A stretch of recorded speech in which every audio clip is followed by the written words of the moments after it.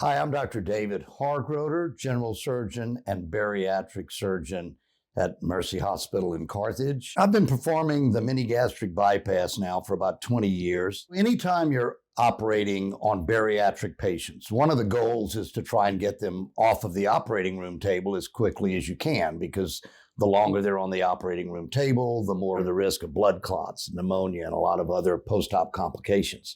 So the quicker we can complete the operation, the more advantageous for the patient.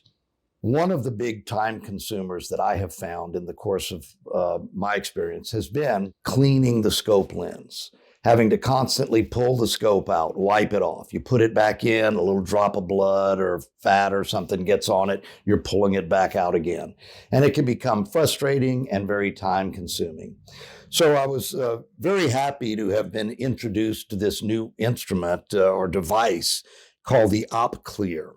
And it is basically an attachment to the endoscope that simply slips on the device and through kind of a laminar airflow constantly blows off any fog or any fluids off of the end of the lens. And since I have started using this device, literally I've gone from pulling the scope out 20 plus times in the course of an operation to 0 times as far as needing to clean the lens.